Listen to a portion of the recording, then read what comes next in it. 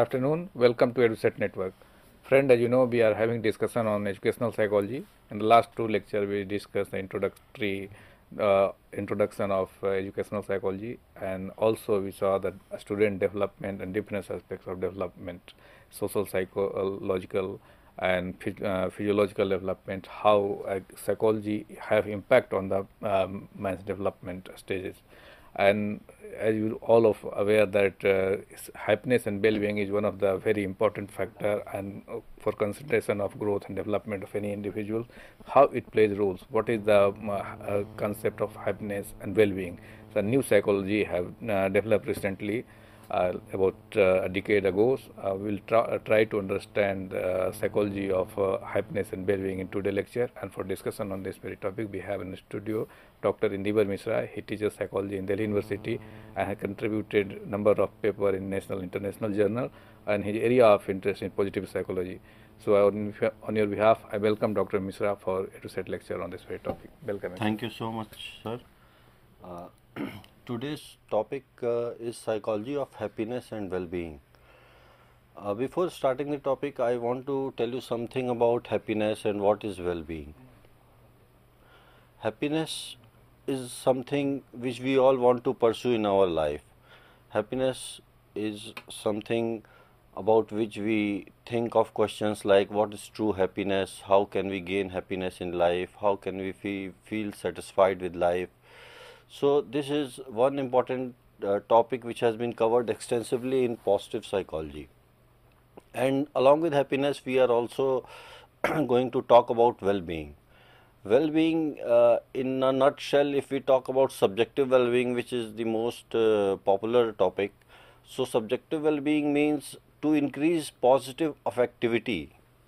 What do you mean by positive affectivity? Means to be in a positive mood of mind, to have positive emotions more in our life, and to reduce negative affectivity, that is to reduce negative emotions from our life, to have a fully satisfied life. So with this I start my lecture. Now, development and well-being. Development that meets present needs without compromising future generations' abilities to meet their needs. Development as pursuit of well-being. Here I would like to say that we are living in a present age, and what we are going to give to our future generations. Is it that we are going to use all the resources available on the Mother Earth for our selfish motives, or we are going to contribute something for our future generation? We are going to leave something, some legacy in different forms, in forms of art, culture, science, technology. So this is the main concern. Then there is economic, social and environmental well-being. Economic well-being is basically, it can be defined in many ways. For example, at one level, if a man gets enough food for his family to sustain his family, or he also gets food as well as education, he also gets food, education and recreation. So there are different levels. So these are different levels of economic well-being. Then comes social well-being. I won't speak much about social well-being right at this moment, because we will be dealing it with this concept in detail later on. Then environmental well-being. Environmental well-being is basically how we get in tune with nature, how the nature gives us so many things. It gives us food, it gives us shelter, it gives us so many things. So is it just one way, the direction is one way, or we reciprocate also? If we are to live in tune with nature, then it should be reciprocated.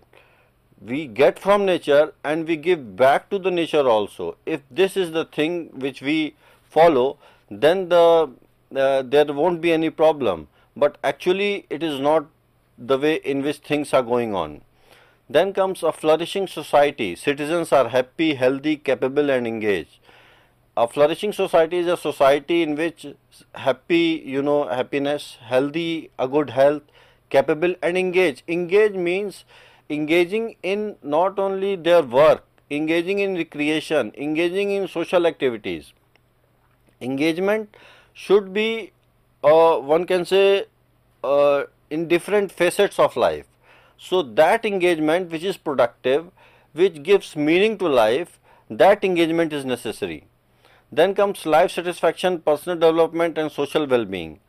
Life satisfaction is how much we are satisfied from our life, how much we are getting in our life, is it enough to sustain us, and how much we are contributing towards the society at large. Then personal development means how personally we are acquiring new skills, new things in our life, new thoughts in our life. So these leads to personal development. And social well-being. Social well-being means how we are getting along with the society in which we live in.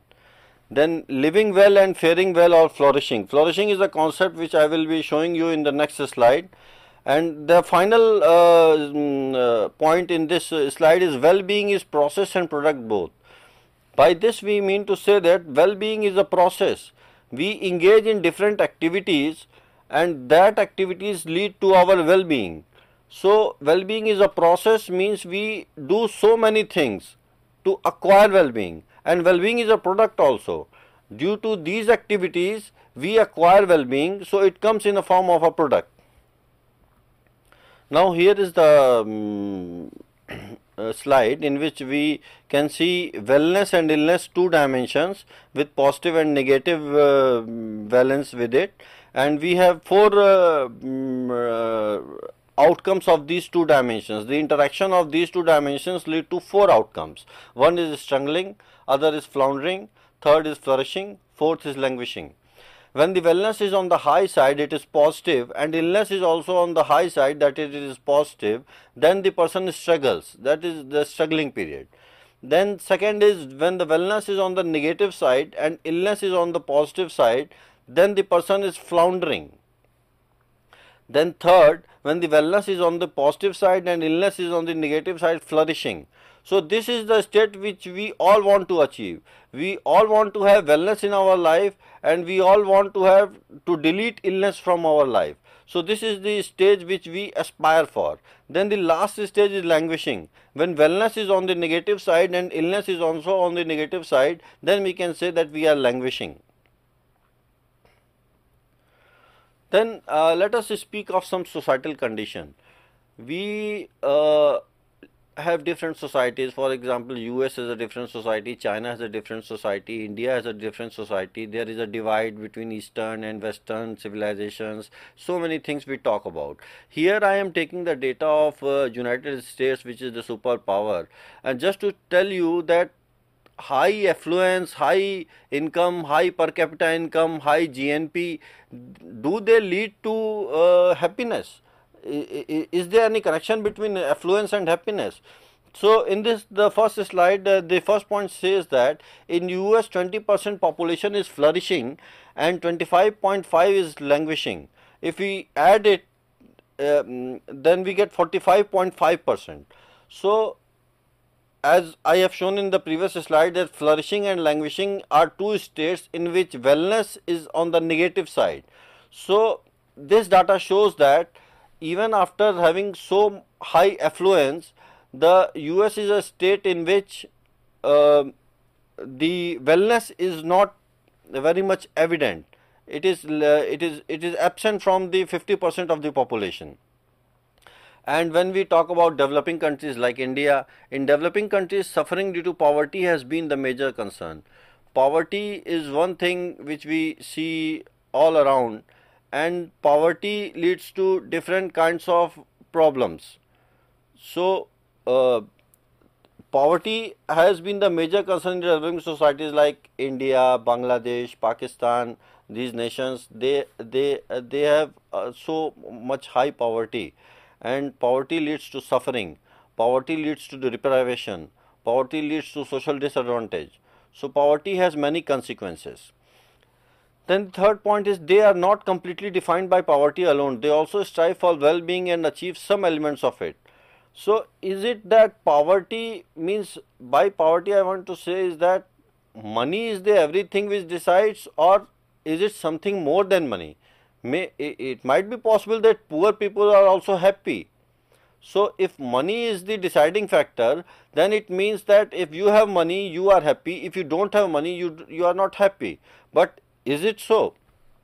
As we have seen the data of US, it states otherwise. Then there are different types of poverty: income, development index, social inclusion. The poverty has been defined on various aspects. For example, income has been one way. Then development index, in which we have life expectancy, education. So there are different parameters on which development index has been defined. Then social exclusion. How in India is a caste based society. From years, from thousands of years, we have been living in a way in which there have been four castes and there has been exclusion of the lower caste. So this exclusion also leads to poverty. So these are some different types of poverty, and poverty is multidimensional and encompasses human development in terms of participation and freedom. By this I mean to say is that the poorer you are, the less choice you have. The less money you have, the less choice you have. And this poverty constrains your choice. Now, psychology's contribution. What is the contribution of psychology? We talk of positive psychology, we talk of subjective well-being and all these things. We talk of psychology studies behavior. So, how does it studies behavior and how has psychology contributed to different dimensions? First is helping to influence behaviors that enable people to live within environmental limits and to enjoy personal and social well-being. Poverty helps to influence behavior that people live with tune in with their environment and to enjoy personal and social well-being. Then well-being is just not passive happiness. It is also about an active engagement with life and others. It promotes a better society. Well-being does not mean just it is a passive activity. It's a passive happiness. Rather, it is actually engaging in different kinds of things, engaging in different pursuits, and this engagement is basically which leads to happiness. Now this engagement can be at work, this engagement can be at the societal level in different social activities, this engagement can be in the family, this engagement can be in the neighborhood. So these engagements leads to social well-being and it promotes a better society. Now subjective well-being is an umbrella concept. It is subjective and objective both. What I mean to say by subjective and objective both is that on one hand we can measure it in terms of objective criteria. For example, if a person has so much so income, if a person has so much and so education, if a person has so and so recreation facilities, we can say that he has a minimum level of well-being in his life. This can be an objective criteria. But subjective, what I mean to say is that we compare ourselves with others. For example, I may be a professor in a Delhi University college and I may getting some money and I am living a quite comfortable life. But when I compare myself with a person who is in a multinational and getting more than me and he has a bigger car, he has a bigger house, then this comparison leads to anxiety that though I am affluent, though I am getting all the things required in my life, but still with comparing others, I feel myself small. So this comparison leads to subjectivity. Then comes, it's a dynamic and relational process produced by the interplay of social, political, economic and cultural process. So happiness and well-being is not decided by only one factor. It is decided by the social, the political, the economic, the cultural process. There are different cultures, there are different economic policies and economic state of countries. The political states of the countries also differ. There may be political instability, there may be political stability. So these all leads to happiness and well-being. Well-being is contributed by genetics 50%, life circumstances 10% and intentional activities 40%. This is one statement. I would be discussing it in the later slide. And the last is, where does it come from? Money. So is it money which gives everything, or is it something else, as we have discussed earlier? Now, what determines happiness? Here is a graph in which we see intentional activity is 40%, circumstances is 10%, and set point is 50%. When I said set point, here set point means the genetic component. So intentional activity means we engage in activities on our behalf, and those activities leads to happiness. And 10% is circumstances. We fall in such kind of circumstances that lead to happiness. And set point means here genetics determines happiness. Genetics means that there are certain persons who are going to be happy whether they get circumstances favoring them or not, and there are certain persons who are not going to be happy even if they get all the affluence of the world. So this is genetic. So there is a set point. Set point means, for example, if a person is a fat person and he goes for exercise and dieting, then he may lose some weight. But after again, if he stops dieting and this exercise, then again he will be gaining the same weight at earlier where he was. So that is the set point. Similarly, in happiness, though whatever the circumstances are, we are going to be happy at a particular level and we are going to maintain it. That is the set point. Then aspects of well-being. There are three aspects: social well-being, personal well-being, and emotional well-being. In social well-being, we have social integration. How much we feel integrated towards the society, how much we are integrated with the society. Then social contribution, what we contribute towards the society. Is it that we are happy with our daily work, going to the office, coming back home, taking care of our children, or is it something that we do extra? We also contribute towards our society. We engage in different pursuits. We engage in, for example, there is child labor, there is drug problem, there is human trafficking. So is it that we are engaged in some other kinds of pursuits also which leads to happiness for people who are involved in these things which I just mentioned? So social contribution is important. Then comes social coherence. Social coherence means how much harmony is there between us. The society in which we live in, is it marked by tensions and anxieties, or is it a coherent society? Society starts from our family, from our neighborhood. So first, the basic level, at the basic level, whether our family is socially coherent or not, the persons with which we live, our neighborhood, are they socially coherent or not? So this is a very important aspect of social well-being, social coherence. Then comes social actualization. Social actualization is that, for example, in India, at a time when it was not free from British rule, then the India demanded freedom. So that freedom could have been the social actualization of the Indian society. So these are some aspects. And last is social acceptance. How much we are accepted by the society. This is one very important concept. For example, the persons who are from the lower caste and who have been discriminated against and who were not given the proper the rights which they actually had, so they are the rejected lot, they rejected lot. So social acceptance is one important thing which leads to social well-being. If we are not accepted by our society, then it creates anxiety, it creates tension, and we are not able to perform in a normal way as we would have been performing. Then comes personal well-being. Personal well-being has self-growth, self-acceptance, relationship, autonomy, purpose in life, and mastery. So personal growth, self-growth is basically the growth of ourself, how we are shaping ourselves. We grow to become engineer, we grow to become doctor, we grow to become lawyer.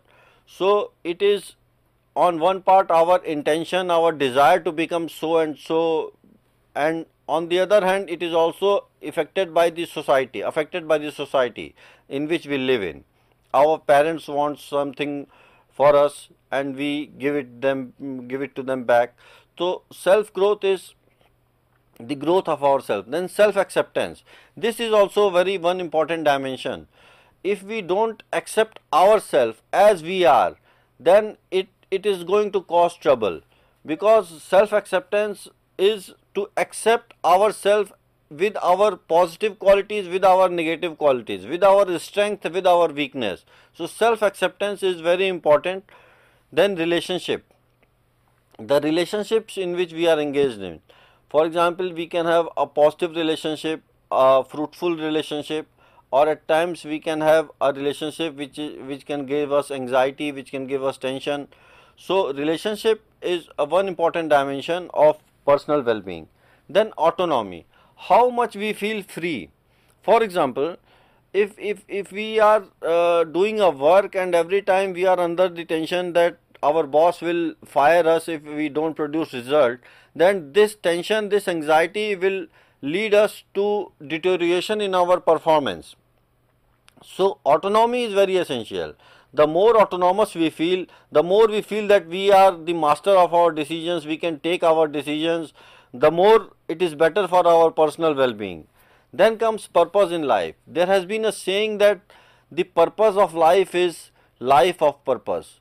There has to be some purpose in life. We live on and we don't find any purpose in life.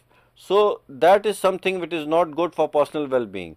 We should have, the purpose can be small. A person can have a purpose that he wants to become the Prime Minister of India.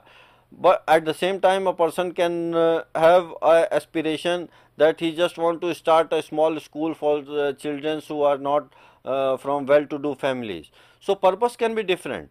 But this purpose in life is very important for our personal well-being. Then mastery. We learn so many skills during our lifetime. So the mastery of these skills gives us, satisfies our esteem needs. It gives us pleasure. It gives us confidence. So mastery is important thing. Then comes third, emotional well-being. In this we have positive affect, negative affect, life satisfaction, happiness. Positive affect is basically the positive emotions which we have in our life. So positive emotions leads to an state in which we are able to perform well, in which we have more options in front of us. So positive effect, positive emotions have a positive effect on our life. Then comes negative effect. Negative effects are tensions, anxieties, worries, frustrations. So these negative things leads to deterioration in our performance. Though we know that a bit amount of stress is essential, what we call eustress, and it is a positive stress. It leads to more awareness and more good performance, but negativity has to be avoided. Negative affect, negative emotions, they should be avoided in our life. Then comes life satisfaction. Life satisfaction is how much we are satisfied from our life. Whether the life which we are living is giving us satisfaction in terms of material comfort, in terms of relationship, in terms of societal well-being. So life satisfaction is also one important aspect of emotional well-being. And then comes happiness. Happiness is also one important aspect. Here I would like to say, as we have discussed, that money does not give happiness. It is something else. Money is essential. It can be essential. But there are certain other factors also which leads to happiness. There are genetic factors which leads to happiness, as I have discussed about the set point. There are environmental factors which leads to happiness, the environment in which we live in. So these are the some aspects of emotional well-being. Then comes the traffic between wealth and well-being. First point is increased materialism, life, liberty and purchase of happiness. as it is written here, purchase of happiness. Can happiness be purchased? Is it possible to purchase happiness? I don't think so. uh, Happiness comes from within, and it, as if money could buy happiness, the nation America, United States of America would have been the most happiest nation, but it is not so. So the second point, are rich nations happier? So we have the answer that rich nations are not happier. So it says that affluence and income and high GNP, GDP cannot lead to happiness. Then the third point is soaring wealth and shrinking spirit. The wealth is soaring, means the wealth is growing higher and higher, but the spirit is shrinking. Economic growth has provided no apparent boost to human moral. The human moral is not directly proportional to the economic growth. If it could have been directly proportional, that the increase in economic growth would have boosted the human moral, but this is not so. Then self-esteem, relatedness and autonomy are the most strongly accompanied the satisfying event. Self-esteem, relatedness and autonomy. Our esteem needs, as Maslow has defined that self-esteem is a higher need, and self-esteem needs are necessary for satisfying events.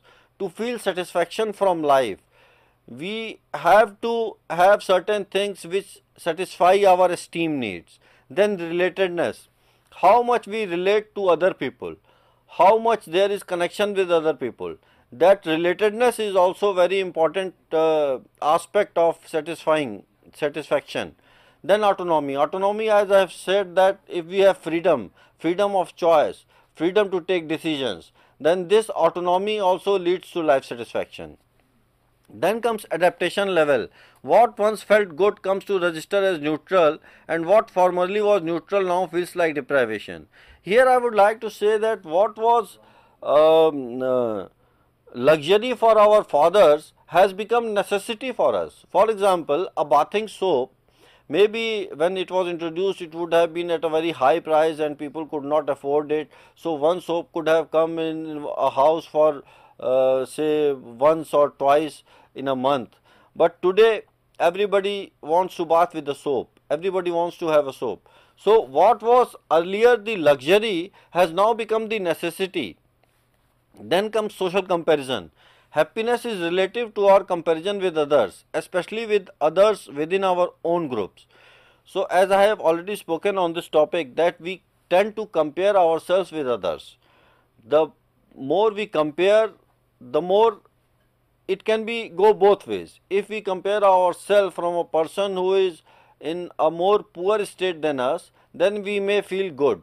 But if we compare ourselves to a person who is more affluent and who is more rich and who is more happier than us, then we may feel that this is not happening good. So this is social comparison. Then quest for happiness through material achievement requires continually expanding influence. So if material achievement gives happiness, then it is something which cannot stop, because material achievement has to grow day by day. Every day you get a new mobile phone, every day you get a new model of a car, every day you get a new kind of apartment. So these technological innovations which are going in our society, they are not stopping. So if we want to have material achievement, we will like to have own these things. So this is a race which can never stop, and expanding affluence, continually expanding influence is required if happiness is gained through material happiness, material achievement. Then inequitable reactions to equal losses and gains. The reactions we give to loss and gain, we know that in our life at times we make money, we feel profit, we get profit, we feel gains, and at times we lose money, we feel at loss. So these losses and gains, the reaction has to be in a way that it does not disturb us. The future of well-being. Here you can see the person is in the center and there are four aspects: leisure, other people, work, environment. So this is the broad ecology of well-being. The person is at the center and interacts with all the four dimensions. The person engages in leisure activities, the person engages with other people, the person is engaged in his work, the person is engaged in his environment. So the person, to have a good well-being, to have an optimal level of functioning, to have an optimal level of well-being, the person has to engage in all these activities in a balanced way. For example, too much leisure and no work will lead to problem. Too much relationship with other people and neglecting other three dimensions will also lead to problem. So there has to be a balance. A person has to engage in leisure activities, as well as he has to make relationships with other people. He has to work also to gain money, to have some income.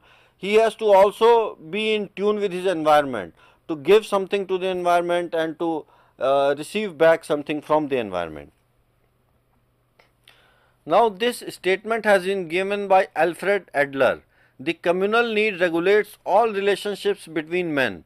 The root of all social problems lies in the inappropriate development of social interests. The individual must be seen in social context because we are the consequences of association, cooperation and interdependence by birth, and physically weakest organism on this planet.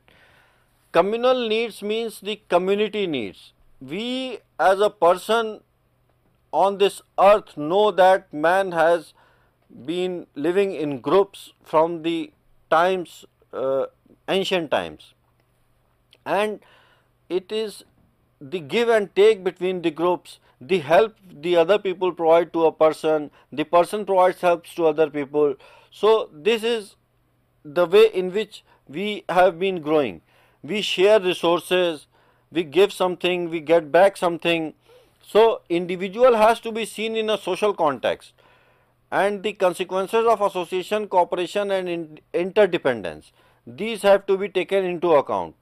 The association which we have with others, for example, association can be with our fathers, our mother, our brother, our sister. There can be cooperation also with our friends, our neighbors. And interdependence. Interdependence means we depend for something on them, they depend on us for something. So this is the way in which the communal needs are satisfied, and communal needs regulates the relationship between the men. Now there comes the cultural dimension. In this we have individualism and collectivism. First is individualism. In this, first is independence, and in front we have dependence. So individualism is something which is more propagated in the Western civilization, and collectivism is something which is more often seen in the Eastern civilization like China, India.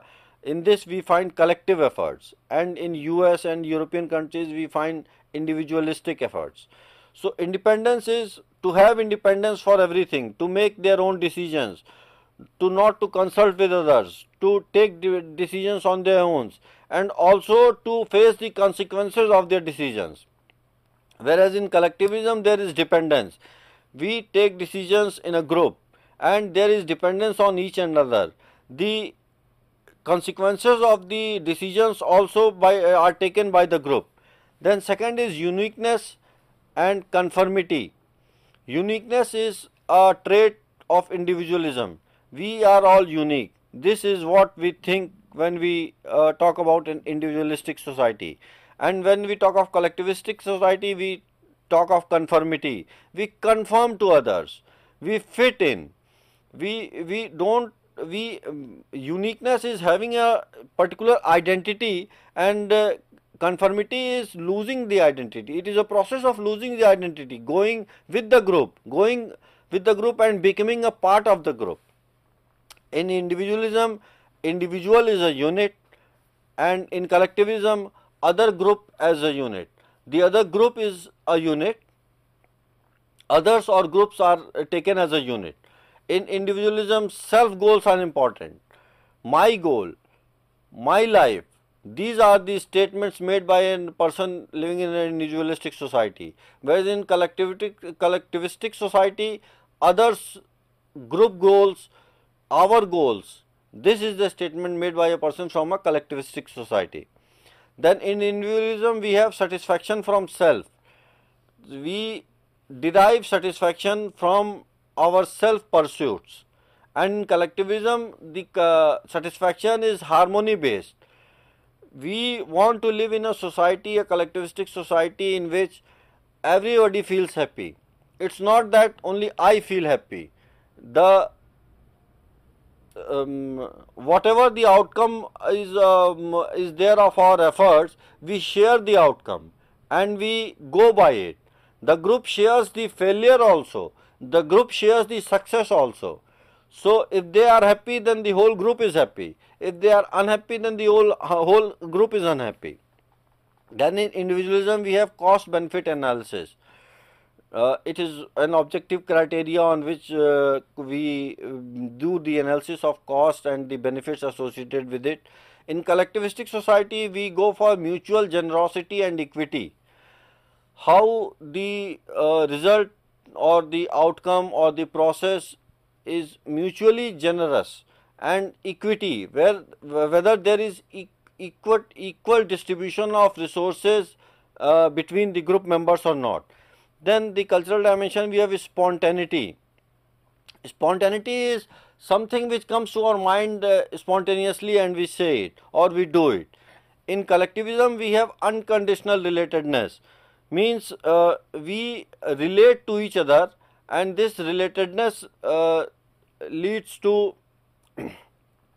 happiness. Then in the cultural dimension, we have short term thinking for individualistic society. The individuals think in terms of short term goals, immediate gratification, and in in the collectivistic society, we go for duties. We are abide by our duties. We know that we have certain rights, but we also know that we have certain duties to perform. So this is more engaging. And then the last is informal interaction and long term thinking formal interaction.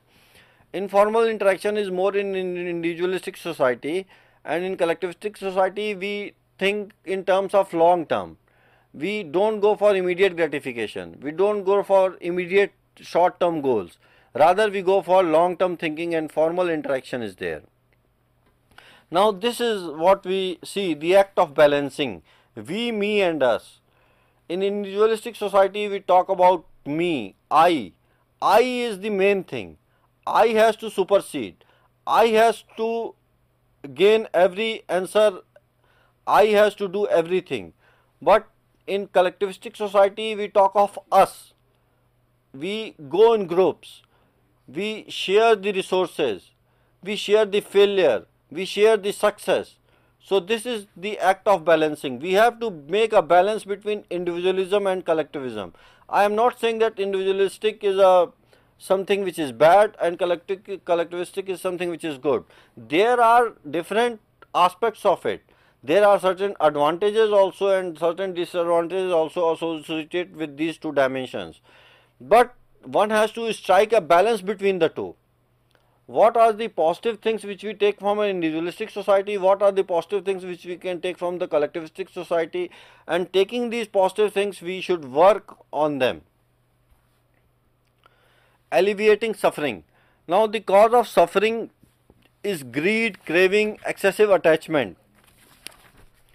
The cause of suffering is greed, craving, excessive attachment. Means the more greedy we are, the more cravings we have in our life for different things, for different desires which we have, for excessive attachment, being attached to material possessions as well as to peoples.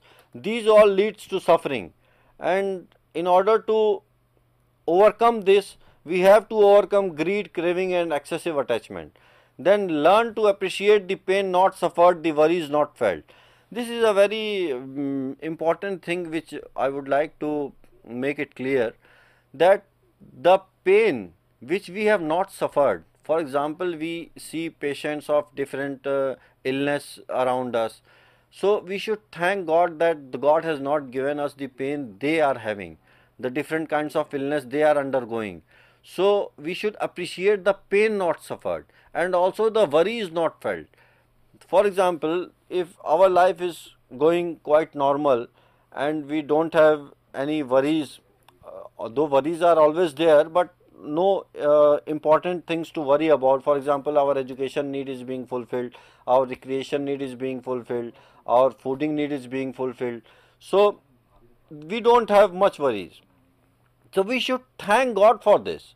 We should thank God for that He has not given us these worries. Then derive well-being also from negative absence of ill-being. We should also derive well-being from negative absence of ill-being. Means if we don't have ill-being in our life, then it is also a point of satisfaction. It is also something which gives us satisfaction. It gives us well-being. Then comes derive sukha from non-dukha. Not having dukh can lead to sukh. The thinking that we don't have any kind of dukh in our life can give us a pleasurable feeling, a sukha feeling. Then comes enjoy the love and esteem you feel. The love and esteem which we get from our parents, from our neighbors, from our friends, we should enjoy it. The esteem they provide us, the respect which we gain from our relationships, these should be enjoyed. Worry less about love lost and esteem missing. We should worry less about the love lost. In our lifetime we make so many relationships and some relationships are broken, so the love accompanying with those relationships is also at loss. So we should not worry much about these things, because these things will lead to dukha. Respect others and know their taste. Decrease dukha and increase the sukha in all others and yourself. Respect other. We should not only respect others, we should also know their taste, what they like and what they don't like, and we should also act accordingly. Problems with egoic self. Now, what is the problem with egoic self? First is self preoccupation. Self preoccupations means distracted from real life, choking under pressure. We are preoccupied with ourselves. We only think about ourselves. We only think about our betterment. We only think about our growth. We only think about our relationships. So this is self preoccupation. This is detrimental to our normal well-being. Then through the eyes of the ego, we don't see the world as it is. We see I as we are. When, for example, if I am wearing specs, this frame, so I would be seeing the world through this frame. So we should not wear frames. Means this means that not look at the world with a particular mindset. That is the meaning of the frame. See the word as the word is, not as with your interpretation, with your logic. We don't see the word as it is. So this is the problem, this is something which causes problem. Then perceiving ourselves, everyone is better than average, self-serving attribution. We think that we are the best. What we do is flawless. What we do is never wrong. So this notion is problematic. We can be also at fault, we can also commit mistakes, we can also commit errors. So thinking that I am the best, what I do is the best, I am never at flaw, I am never at fault. So this is something which creates problem. Then the self is out of control. If we don't control ourselves, if we are controlled by others, then this is something which is problematic. We should control ourselves. It is ourself and we should be the master of ourself. Beyond the egoic self, transcending the immediate situation, self-control strength, self-control depletion, fighting self with self. Now here I would like to talk about self-regulation. Self-regulation is a way to regulate ourselves. For example, if we are doing exercise with our right hand and we are taking weights and doing exercise, then after a point of time our hand will get tired and we won't be able to take additional weights in our hand. Same is the way in which regulation works, self-regulation works. If we have to regulate ourselves, we have to increase the capacity to self-regulate. For example, a small something which is annoying, you can stop your anger. Again something other happens which is annoying, you can again stop your anger. But maybe the third time you may lose temper and start shouting and doing all sorts of things. So self regulation is a capacity which is there built in us, and we have to increase this capacity.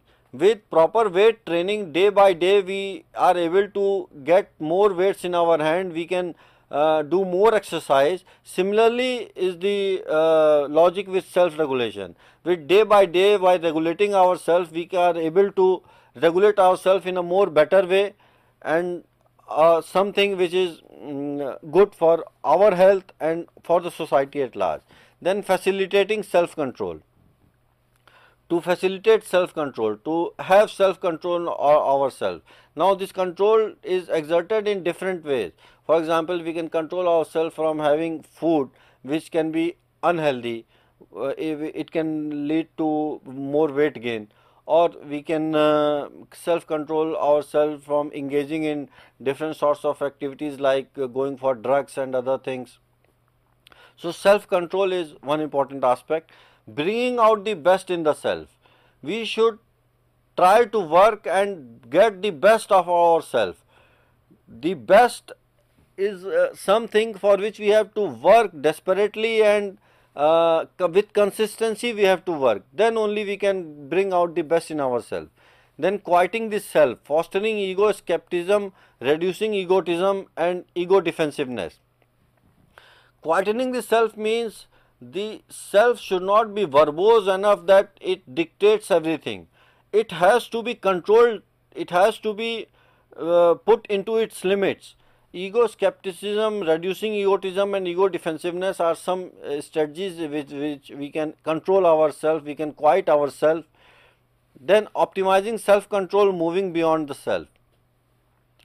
Now here I want to say is that the self is not everything. We know that we are human beings and there is a spiritual part of the self also. We are related to some spiritual being also.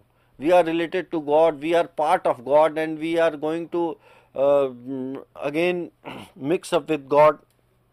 So optimizing self control and moving beyond the self. Then comes meditation. Meditation is an exercise, it has been proved scientifically, medically, that meditation gives relaxation, meditation frees us from our anxiety, meditation is good for our health, meditation is in a good way. Then positive psychology initiative, uncovering people's strength, resilience, health and promoting their positive functioning. Shift from negative to positive, a balanced view of human functioning. Life enhancement strategies, hope, belief that life can be better, societal concerns and transcendence as virtue. Then human strength. In this we have different psychologists giving different kinds of strength. First is Clifton strengths, Finder's signature themes, in which he has given 5 kinds of persons, how they live their life. One is futuristic, who thinks about future. Second is maximize, who always tries to maximize his gains. Then third is arranger, who is a manager, who manages things. Then ideation, a person who gives new ideas. Then strategic, a person who works strategically. Then we have VIA strength, wisdom and knowledge, courage, humanity, justice, temperance, transcendence are some of the virtues. Then the third is search institutes assets, external support, empowerment, boundaries and expectations, constructive use of time, internal commitment to learning, positive values, social, positive identity competencies. So these are some human strengths given by different psychologists. Now what are the character strengths? First is wisdom and knowledge. In this we have creativity, we have curiosity, we have open-mindedness. We are means open-mindedness means we are open to new ideas, new things in our life, love of learning, and perspective. Perspective here means that we take different perspective. It means standing in another shoe. Then comes courage. In courage we have bravery, persistence, integrity and vitality. And then comes humanity. Humanity has love, kindness and social intelligence. Then comes justice, citizenship, fairness and leadership. Then comes temperance, forgiveness, humility, prudence and self-regulation. Then comes transcendence, appreciation of beauty and excellence, gratitude, hope, humor and spirituality. Now, how to increase happiness? What are the ways to increase happiness? First is, enduring happiness does not come from success. Success is not only the guarantor of happiness. There are other variables also which affect happiness. Then take control of time. How to manage your time. How to do things that you are able to function optimally. Then act happy. Do things which give you happiness. Seek work and leisure that engages your skills. Join the movement. Join the movement means we live in a present and we should appreciate this presence of ourselves in a present environment. Then comes sleep well, priority to close relationship, focus beyond self, keep a gratitude journal. Gratitude journal means make a note of the things which you do every day. Nurture the spiritual self, engage in love, work and play.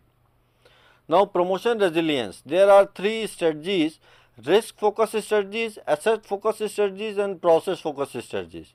Risk focused strategies say that preventing risk and stressors.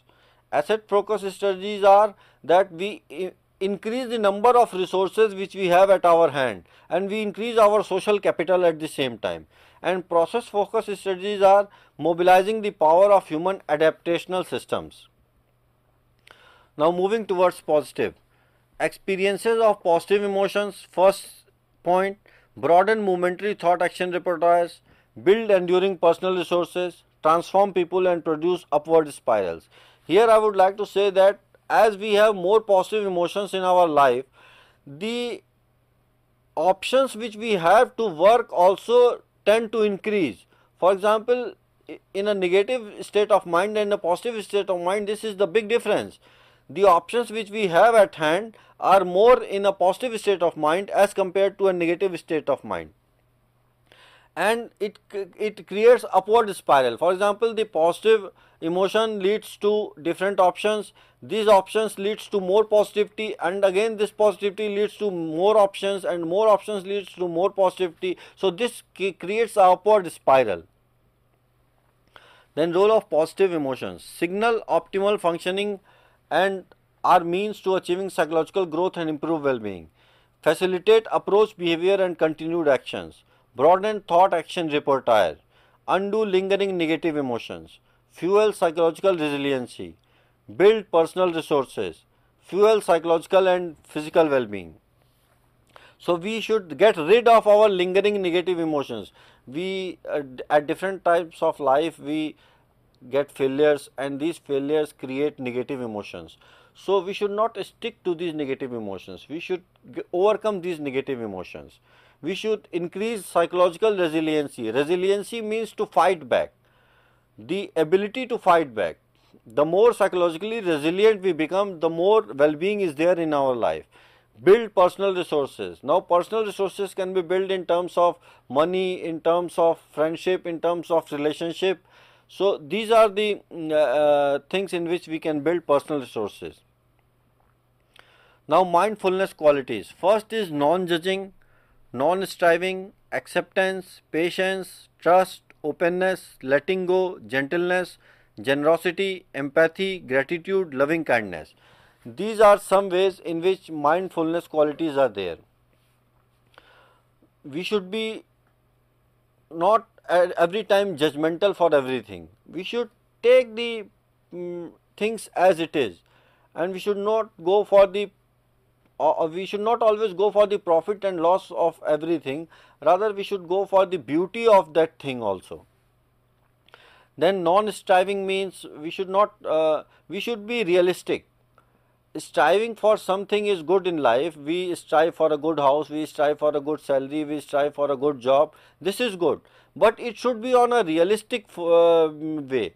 because if we are unrealistic and we aspire for things which are not within our reach, then it will create problem, it will disturb our well-being. Then acceptance of others, then patience, then trust in others, openness, letting go. Letting go means to downplay things, that if something is creating frustration, something is creating anxiety, something is creating tension, we can let it go. We can say that it does not matter to us, this thing is not so important to us. Then gentleness, generosity, these are some. Then preventing the bad and enhancing the good. First is sanskar. Primary prevention, stop the bad before it happens. Earlier it was thought that prevention is better than cure. We should prevent the thing before it happens to us. But now we also know that we should fix the problem. Secondary prevention is to fix the problem. Then primary enhancement, engaging in shared and enjoyable activities, involvement in religion and spiritual matters, gainful employment, leisure activities, absorbing activities, here and now contemplation, savoring, appreciating. So we should engage in activities that we share, that are enjoyable to us. We should involve in religion and spiritual matters, because spirituality also gives us a peace of mind. And gainful employment, employment that is gainful. Leisure activities, as I have already said, that engagement is very much essential. For example, I have heard from a person saying that vyast raho mast raho. The more you are engaged in things, the more you have less worries, less anxiety, less tension, and it is good for your well-being. Then secondary enhancement, building on pre-existing positive mental health, group experiences. So with this I end my presentation, and thank you so much for your patience hearing. Okay, so these are the some methods through which one can generate positive thinking and enhance their well-being. Yes, sir. And suppose those who are not aware of these things, what are the 3 things one should do for happiness and well-being? And with that we will conclude the lectures. For example, if you prioritize the things, you daily do exercise, some sort of exercise, okay. You create some positive thoughts in your life, then these things will lead to well-being, and you engage yourself. Okay. The third thing is to engage in yourself. This engagement can be at the societal level. You engage in different parts of activities of a society, or you engage in your work, or you engage in leisure activities. So these 3 things can lead to a good life and happy and more well-being. Okay, so well friends, with these words we conclude the lecture, and I thank all of you for watching the lecture. And on your behalf I thank Dr. Ivar Misra for giving such an insightful lecture. Thank you very much. Thank you.